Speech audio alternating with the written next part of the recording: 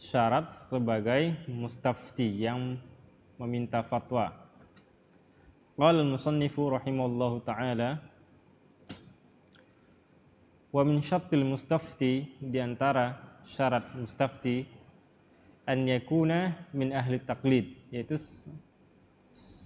sebagai orang yang taklid, sebagai muqallid, bukan ulama, bukan mujtahid, bukan faqih. Fa yuqallidul mufti fil futya, dan dia mengikuti mufti, orang yang membuat fatwa, dalam fatwanya, dalam hukum yang dikeluarkannya. Jadi kalau sesama mufti itu tidak boleh mengikuti fatwa yang lain. Walaysa lil alimi an yuqallid. Nah, tidak boleh bagi seorang alim itu untuk mengikuti alim yang lain.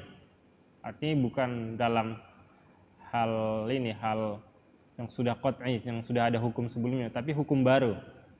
Misalnya satu alim mengatakan hukum GoFood haram. Kemudian ada alim yang lain, alim yang kedua mengatakan hukumnya boleh. Yang mengatakan haram tidak boleh mentaklid yang mengatakan boleh. Paham?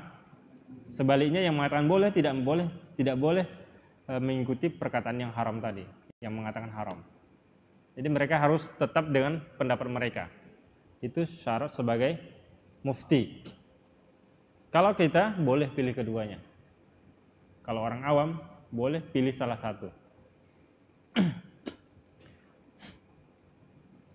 Waqila yuqallid. Nah, tapi ada juga pendapat mengatakan dia boleh mengikuti. Tidak masalah. Ini ada pendapat kedua. Wa taqlidu qabulul qaulil qail bila hujjah. Taklid adalah menerima, taklid secara bahasa adalah mengikuti. Taklid adalah qabulul qaulil qail bila hujjah, menerima perkataan seseorang tanpa dalil, tanpa hujjah, tanpa dalil. Jadi ketika misalnya hukum GoFood kemudian dikatakannya halal, maka antum terima walaupun dia tidak ada dalilnya, seperti itu. Karena dia sudah berijtihad. Fa'ala hadza qabul qaul Nabi sallallahu alaihi wasallam yusamma taqlidan. Berdasarkan ini, kalau kita menerima perkataan seseorang tanpa dalil, itu namanya hujjah. Maka kata Imam Juwaini, berdasarkan ini maka menerima perkataan Nabi dinamakan juga taklid. Ini menurut Imam Juwaini. Wa minhum man qala, di antara ulama juga mengatakan taklid qabul qaulil qail wa anta la tadri min aina qalahu. Taklid adalah menerima perkataan seseorang dan engkau tidak tahu dari mana dia mengatakan, maksudnya dari mana dalilnya. Jadi ketika ada seorang mufti mengatakan ini haram, dia tidak menyebutkan dalilnya. Sehingga yang menanya tadi, yang meminta fatwa tadi tidak tahu dalilnya mana gitu. Fa in qulna, jika kita katakan innan nabiy sallallahu alaihi wasallam kana yaqulu bil qiyasi, bahwasanya sesungguhnya Nabi sallallahu alaihi wasallam mengatakan dengan qiyas, menggunakan qiyas, fayajuzu an yusamma qabulu qawlihi taqlidan, maka boleh dikatakan atau dinamakan menerima perkataan Nabi adalah sebagai taklid. Itu lebih jelasnya kita baca penjelasannya, syarahnya. Asy-syarah. Fi hadzal dars 3 masail. Pada pelajaran ini ada 3 poin, 3 masalah.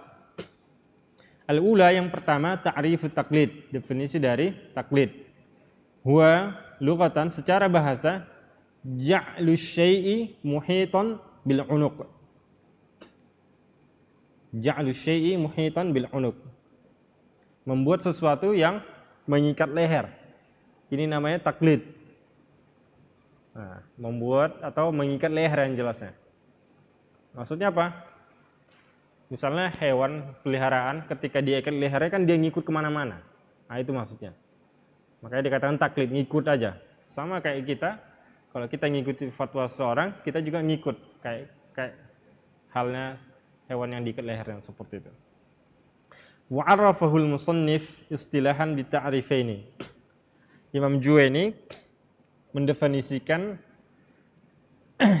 secara istilah itu dengan dua definisi. Yang pertama, qabulu qaulil qail bila hujjah. Jadi taklid secara istilah menurut Imam Juwaini itu ada dua. Yang pertama, qabulu qaulil qail bila hujjah, menerima perkataan seseorang tanpa hujjah, tanpa dalil. Ai min ghairi dzikril dalil, tanpa menyebutkan dalil. Jadi seorang mufti itu tanpa menyebutkan dalil diterima oleh yang bertanya, diterima oleh orang awam, muqallid. Wa 'ala hadza yusamma qabulu qaulihi sallallahu alaihi wasallam taqlidan. Berdasarkan ini, perkataan Nabi juga dinamakan taklid. Jadi kita ketika mendengarkan perkataan Nabi, maka kita juga mentaklid. Karena Nabi kebanyakan tidak menyebutkan dalilnya gitu. Nah, ini perkataan pertama. Li'annahu rubbama akhadha bil wahyi au bil ijtihad. Karena Nabi itu terkadang dia berdasarkan wahyu langsung dan terkadang berdasarkan ijtihad dari Nabi SAW tanpa ada wahyu. Nah, jadi Nabi itu terkadang berijtihad. Makanya terkadang itu Nabi itu kalau dia berijtihad salah langsung dikoreksi oleh Allah. Langsung dikoreksi oleh Allah, turun ayat mengkoreksinya. Seperti misalnya tentang mendakwahi orang buta, surah Abasa itu. Nabi lebih memilih mendakwahi orang yang kaya, orang yang terpandang. Dia mengabaikan orang buta tadi. Nah, sampai turun koreksi ayat Abasa wa tawalla sampai akhir dari Allah Subhanahu wa taala bahwa itu tidak tepat gitu. Nah, itu karena itu hasil ijtihad Nabi. Jadi Nabi tidak berdasarkan dalil sebelumnya, tidak berdasarkan wahyu. Tapi kebanyakan berdasarkan wahyu seperti itu. Wa minhum man mana'a an yusamma taqlidan. Dan di antara ulama ada yang melarang untuk dinamakan taklid.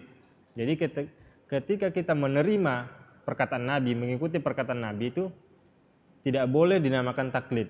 Tidak boleh dinamakan taklid. Li'anna qaulahu sallallahu alaihi wasallam hujjatun bi nafsihi. Karena perkataan Nabi itu sendiri adalah hujjah gitu. Jadi tidak perlu lagi pakai dalil. Paham ya? Itu yang mengatakan tidak boleh mengatakan menerima perkataan Nabi itu adalah sebagai taklid. Karena perkataan Nabi itu sendiri adalah dalil gitu. Itu definisi yang pertama. Definisi yang kedua, at-taqlidu qabulu qaulil qail wa anta la tadri min aina qalahu.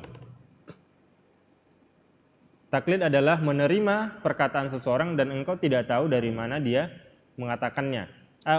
Wa 'ala hadza yusamma qabulu qaulihi sallallahu alaihi wasallam taqlidan aidan. Dan berdasarkan ini menerima perkataan Nabi SAW dinamakan juga taklid.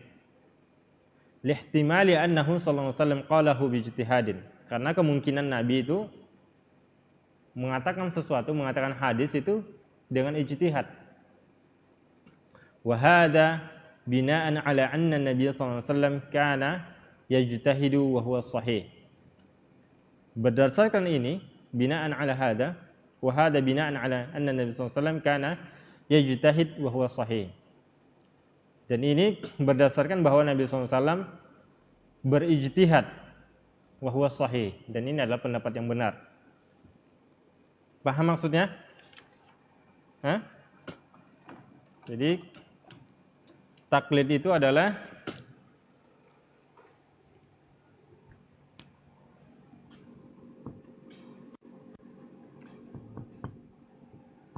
lughatan ja'lu syai'i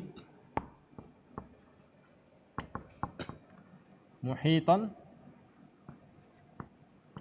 bil unuq. Membuat sesuatu yang mengikat leher, membuat sesuatu yang mengelilingi leher, maksudnya mengikat leher. Kemudian secara istilahan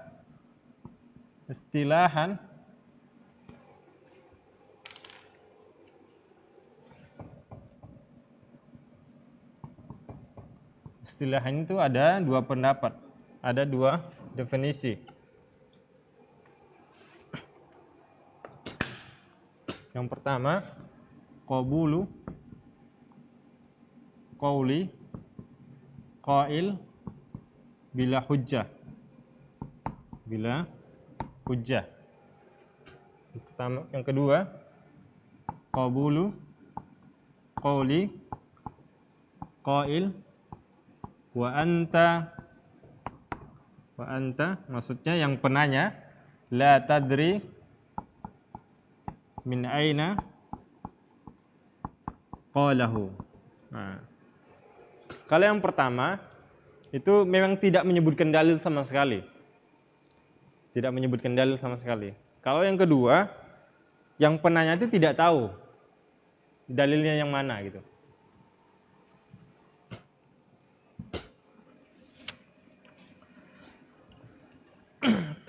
As-saniyah syartut taqlid.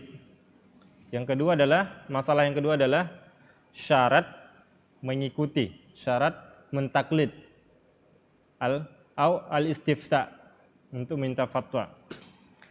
La yajuzu lil mujtahidi an yuqallida bal yajibu alaihi al-ijtihad wa inna ma jaza taqlidu lil 'ami al-muqallid li'ajzihi 'ala al-ijtihad. Nah, ini adalah tadi kan dikatakan musannif Imam Juwaini dalam matan tadi, ada yang mengatakan tidak boleh seorang mujtahid mengikuti mujtahid yang lain. Kemudian ada yang mengatakan boleh. Dan sekarang dia mentarjih. Imam Juwaini mentarjih. Bukan Imam Juwaini di sini. Dr. Labib, Syekh Labib, karena dia sebagai syarah. Syekh Labib mengatakan la yajuzu lil mujtahid an yuqallida bal yajibu alaihi al-ijtihad. Tidak boleh seorang mujtahid, seorang mufti itu mentaklid, mengikuti ijtihad yang lain. Wa inna ma jazat taqlidu lil 'ami au al-muqallid. Nah, akan tetapi yang boleh mengikuti itu adalah orang awam seperti kita. Li'ajzihi 'anil ijtihad, karena dia tidak mampu berijtihad. Jadi bagi orang awam seperti kita itu yajuzu akhdhu kulla ra'yin minal madahib al-arba'ah masalah bisyarat. Nah, ada syaratnya. Syaratnya terbagi dua. Adamu tatabbu'u ar-rukhas. Kemudian yang kedua, adamu at-talfiq. Perhatikan. Jadi bagi orang awam itu boleh mengambil pendapat siapa saja. Boleh mengambil pendapat mazhab Ahmad, mazhab Malik, mazhab Syafi'i, mazhab Abu Hanifah, boleh. Terserah dia. Itu kemudahan bagi orang awam. Karena dia tidak mampu untuk berijtihad. Orang seperti kita ini boleh mengikuti pendapat mana saja. Dengan syarat yang pertama itu adalah adamu tatabbu' ru'us. Jadi tidak dengan tujuan mencari-cari keringanan gitu. Oh, di sini mudah, di sini enak, ambil pendapat ini. Oh, mazhab ini pendapatnya ini enak dilakukan, ambil gitu. Paham? Seperti misalnya mazhab Abu Hanifah itu membolehkan nikah tanpa wali. Nah, membolehkan nikah tanpa wali. Artinya apa? Antum boleh saja nikah tanpa wali dengan syarat ini tadi. Bukan tujuannya adalah mencari-cari kemudahan. Bukan tujuannya adalah mencari-cari yang enak itu. Artinya ketika antum terdesak atau misalnya tidak ada solusi lain kecuali harus tanpa wali, baru itu yang diambil. Paham? Seperti misalnya ada orang yang tidak punya wali, tidak diketahui walinya misalnya. Dia anak siapa juga nggak tahu gitu. Nah, itu boleh. Itu kasus seperti itu boleh. Karena mazhab Abu Hanifah membolehkan. Paham ya? Hah? kalau berdasarkan madzhab Abu Hanifah sah gitu. Tapi itu tadi tujuannya bukan untuk cari enaknya. Misalnya antum punya, misalnya ada perempuan dia punya wali gitu, jelas ada walinya, ada orang tuanya, ada saudaranya, dan ada kakaknya, ada abangnya, ada omnya misalnya, ada semuanya. Tapi dia nikah tanpa wali, nah, ini tidak boleh. Dia cuma cari enaknya aja, nah, itu. Paham membedakannya? Paham nggak ini? Ya berusaha dulu, harus berusaha dulu. Nah, makanya kalau misal tujuannya tadi cuma nyari-nyari ini, maka dia berdosa. Artinya apa? Kalau tujuannya lihat di tatabbu' ruqas ya'tham, dia berdosa. Jadi kalau ada yang tujuannya untuk mencari keringanan, kemudahan, itu dia berdosa. Nah. Kemudian yang kedua, ada mutalfiq. Misalnya, talfiq ini adalah terjadinya kerancuan. Dia mengambil dari sini yang enak, mengambil dari sini yang enak. Itu nih, dia dua dapat keringanan gitu. Sengaja mencari-cari keringanan. Misalnya, Abu Hanifah membolehkan nikah tanpa wali. Madzhab Malik itu membolehkan nikah tanpa saksi. Nah, artinya dia mengambil yang keduanya gitu. Tapi ini tadi tujuannya mencari-cari kemudahan. Nah, maka dia berdosa dua kali. Jadi kalau terjadi talfiq, ya'tham marrataini. Nah, kalau ini sekali. Paham? Paham nggak ini? Jadi kalau semuanya misalnya bisa dilakukan, misalnya nikah dengan wali normal, nikah dengan saksi, ya antum boleh nikah, antum tidak boleh cari keringanan gitu. Paham? Kecuali misalnya sulit dilakukan dan tidak ada solusi lain. Itu baru namanya tidak mencari-cari keringanan. Kalau mencari-cari keringanan, tidak boleh. Paham? Oke. Kalau antum sudah misalnya kalau misalnya ada orang nikah, misalnya dia melarikan anak orang misalnya, kan nggak ada saksi, nggak ada wali. Nah, dia berdalil pakai ini. Imam Abu Hanifah membolehkan nikah tanpa wali. Imam Malik membolehkan nikah tanpa saksi. Masya Allah dalilnya. Karena anak orang awam berarti boleh. Jadi dia dosanya dua kali jadinya. Seperti itu. Nah itu. Itu syaratnya ya. Kemudian masalah terakhir, masalah yang ketiga. Ats-tsalitsah, asyara al-musannifu biqaulihi.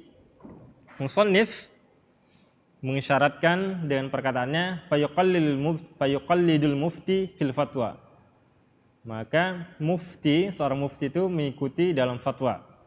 Ila annahu laysa lil muqallid an yuqallida kulla ahadin. Bahwa tidak semua muqallid itu boleh mengikuti semua mufti, semua mujtahid. Bal alaihi an yuqallida man huwa ahlul litaqlid. Bal alaihi an yuqallida man huwa ahlun litaqlid. Jadi orang yang mengikuti itu adalah, yang berhak mentaklid itu adalah orang yang tidak punya kemampuan berfatwa, berijtihad. Jadi maksud dia ahli litaqlid, maksudnya orang awam. Jadi ahlun litaqlid maksudnya di sini adalah orang awam, garis bawahi orang awam, biar lebih mudah pahamnya.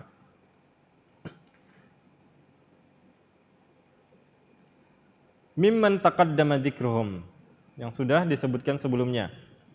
Wa yajuzu lil muqallidi taqlidal mafdhuli ma'a wujudil afdal. Dan boleh mentaklid yang mafdhul, yang lebih ringan. Maksudnya bukan lebih ringan, yang tidak utama. Mafdhul ini ada pendapat yang lebih utama, tapi dia mengikuti pendapat yang kurang utama gitu, kurang lebih baik. Ma'a wujudil afdal, meskipun ada yang lebih utama. Wa yajuzu su'alun man ulima aw dhunna kaunuhu ahlan lil ifta, dan boleh bertanya kepada orang yang diketahui atau diduga bahwa dia tuh ahli dalam berfatwa, bahwa dia tuh memenuhi syarat untuk berfatwa. Walil ami aidan, bagi orang awam juga, an yas'al mufti, untuk bertanya kepada mufti, an ma'khadihi fil fatwa lil istirsyadi, bagi orang awam untuk bertanya kepada mufti an ma'khadihi, tentang apa yang diambilnya, maksudnya tentang apa yang dikeluarkannya, tentang hukum yang diambilnya, fil fatwa, dalam fatwanya, lil istirsyadi, untuk meminta bimbingan, meminta petunjuk. Walahul akhdhu bi ra'yi madhhabin akhar ghairal ladzi iltazamahu, dan orang awam berhak mengambil pendapat madhab yang lain tanpa pendapat yang tidak misalnya ana madhab Syafi'i, ana juga boleh atau berhak mengambil pendapat madhab yang lain, seperti itu. Nah, itu maksudnya walahul akhdhu, bagi orang awam itu boleh mengambil biroi madhab akhar, mengambil pendapat madhab yang lain, ghairal ladzi iltazamahu, yang bukan dipegangnya gitu, yang bukan dirutinkannya, maksudnya yang dijadikannya madhab. Ghairul ladzi iltazamahu, yang bukan dipegangnya, maksudnya yang bukan dijadikan madhab. Walau min ghairi hajah, walaupun tanpa kebutuhan. Bisyar. Nah, jadi antum boleh tadi mengambil semua pendapat madhab dengan syarat adamu tatabbu'ir rukhas. Syaratnya itu tadi, tidak mencari-cari keringanan, tidak mencari-cari yang enak gitu. Wa ma'nahu an ya'khudha min kulli madhhabin huwa ma huwa ahnan alaihi. Nah, maknanya adalah mencari yang paling lemah, yang paling enak aja gitu dari setiap madhab. Oh, ini yang enak gitu. Seperti itu. Paham ya? Itu syaratnya. Tapi Syekh Labib tidak menyebutkan talfik, tapi dijelaskannya ini.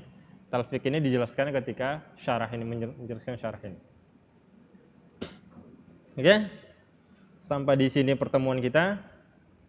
Kita akhiri. Subhanakallah bihamdika asyhadu an la ilaha illa anta astaghfiruka wa atubu ilaika. Assalamualaikum warahmatullahi wabarakatuh. Alhamdulillah sudah selesai buku ini, tidak terasa. Terima kasih, jazakallahu khairan. Mas Aji sudah bolak-balik turun naik. Dan kemungkinan insyaallah semester depan kita belajar qawaid fikih. Sudah pernah belajar qawaid fikih? Sudah? Belum ya? Insyaallah pakai buku Syekh Labib juga. Insyaallah, kemungkinan. Jadi kalau ada persetujuan dari Stitma, mungkin kita pakai buku Syekh Labib. Bukunya namanya karangan beliau. Ini juga karangan beliau. Bukunya namanya Al-Jawahir Al-Adaniyah. Itu juga usul fikih. Kaidah usul fikih ya ini. Ini namanya kaidah usul fikih. Kaidah fikih beda lagi.